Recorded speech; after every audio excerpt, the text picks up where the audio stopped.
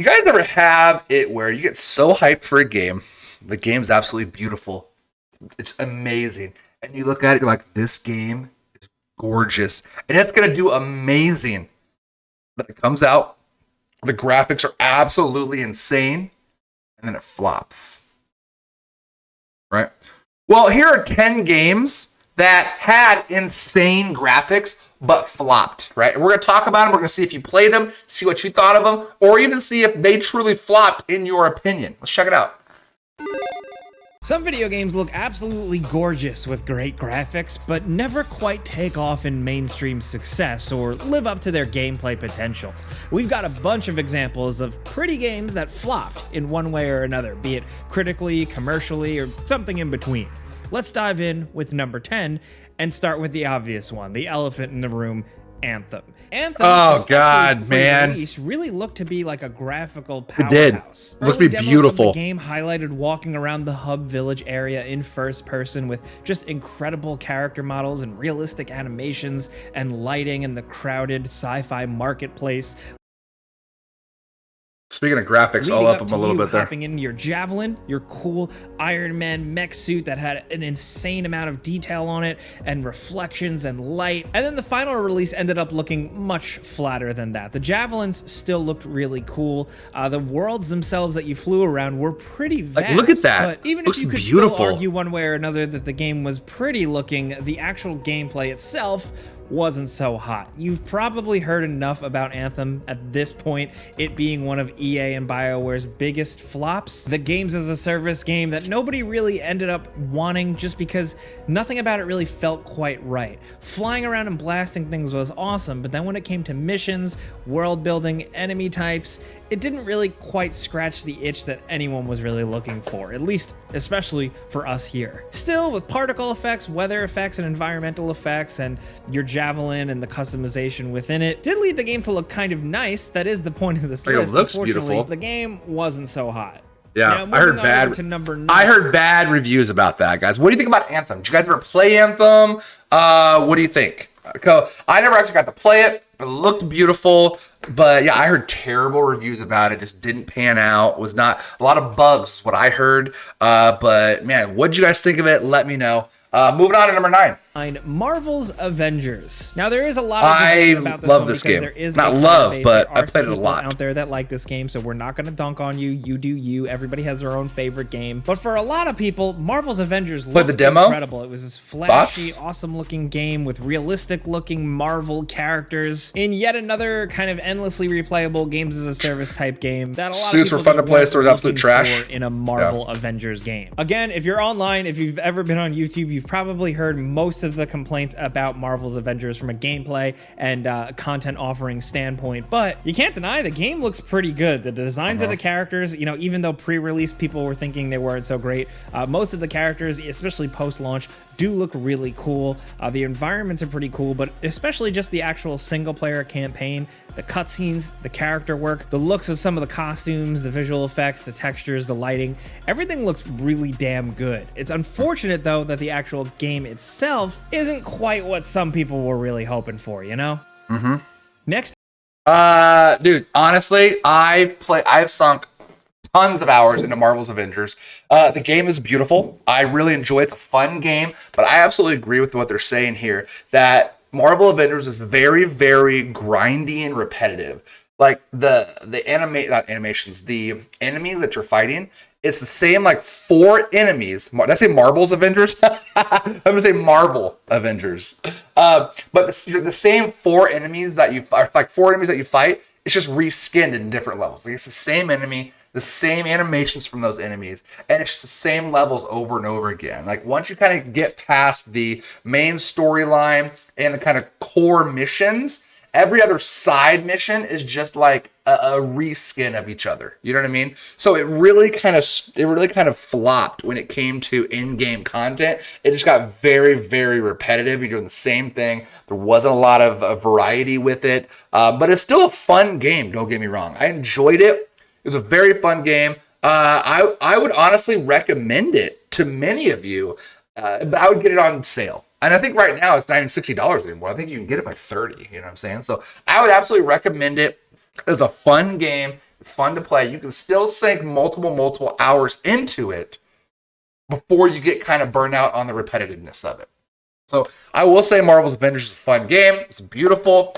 But yes, the longevity was not there. And I actually think they've kind of stopped with content for it. So it's kind of dying off, which is sad because I really like the game. So over at number 8, we have Ryze Son of Rome, a game that originally served as an Xbox One launch title and a graphical showcase developed by Crytek, who ultimately said that they were not happy with the game's Xbox One sales after launch. From what we know, it seems like well after launch, it eventually went on to sell 1.3 million units. And despite the game not being bad, it seems like for a lot of people it was a little bit of a forgettable experience. You know, you've seen one combat encounter or one mission in the game, you've seen it all, but this game actually does have a little bit of a cult following because it does have some cool moments, but still, it didn't go on to become a franchise or anything like that like people were hoping, but it definitely delivered on the graphics front. Still to this day, believe it or not, despite being an Xbox One launch game, Ryze Son of Rome holds up, especially if you play it on PC, of course, but this game had detailed characters, large and still detailed environments, lots of great lighting, and just really cool animations and combat finishers and stuff. Crytek really went all out on this game. They definitely wanted to be like, hey, yes, we are the people that made Crysis, and now we're making this cool Roman warrior game, and they 100% succeeded there. So say what you will about Ryze Son of Rome, the fact that it never got a sequel, maybe you want to call it a flop. Maybe Crytek themselves call it a flop, but hey, it looked really damn cool.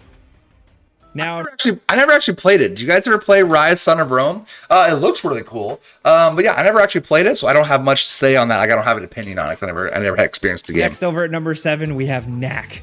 Knack 1 and 2, of course, has become a meme thanks to Donkey. But these harmless little platformer games were really designed to showcase the graphical power intense graphics, of the PlayStation 4, specifically with older effects and how the character of Knack was built. Okay, I can kind of see that. Bunch of different Knack is so bad.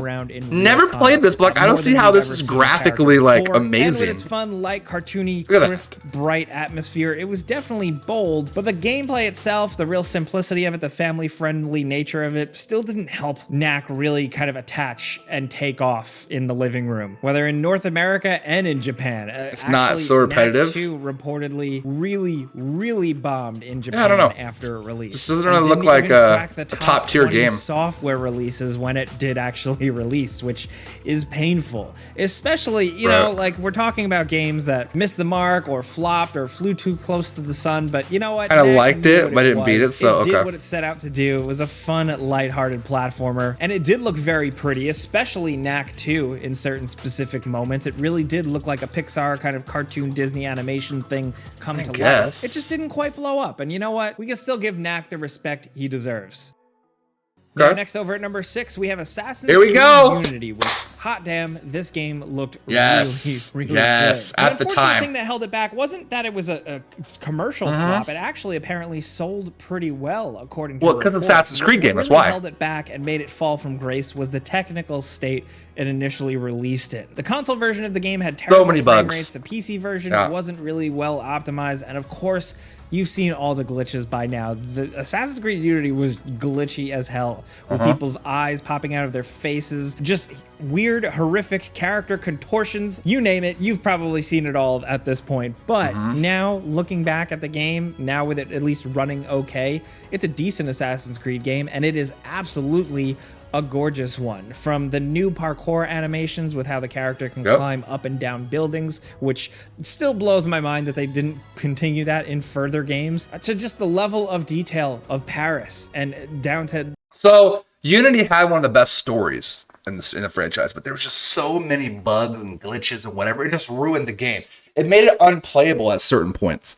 But Assassin's Creed Unity did have a lot of promise, a lot of great storyline, great setting, France, but it just, too many glitches and bugs ruined it. The city street levels filled with characters, to the brimmings of Revolution, to the recreation of Notre Dame Cathedral, and how Ubisoft has actually used that as historical reference, since, the actual cathedral unfortunately did catch fire a few years ago. It says a lot about the graphical detail, the fidelity of the game. This thing was something else, and unfortunately, because of the early critical reception, the technical state it was in, it really didn't get its chance to really shine and to live up to what it at least technically could have been. But with this one, I will say, if you haven't played it, or if you played it at launch and weren't happy with it, go back and check it out. You might be happy to find a fairly decent and really good-looking Assassin's Creed game. Next, over at number 5, we have Blair Witch VR, which is a spin-off of Bloober Team's first-person Blair Witch game. Blair Witch VR, if you ask us, is the Blair Witch games? A better way to play the Blair Witch game, which ultimately we thought was fine. It had some cool woods, some cool horror moments, and some interesting little mechanics, but didn't really quite live up to the brand name that it's associated with. Okay, Blair Witch the movie. All right, the movie made that game was horrifying. See, the Blair Witch the movie, I almost wanted to throw up. No joke. Like, it just made that nauseous feeling. And obviously, that was a warning that came with the movie. Never played the game though. So the movie was great too. It just made me sick, right? I didn't feel good. I wanted to throw up watching it. But I never played the game, and I never really done VR. I haven't done a VR game in forever.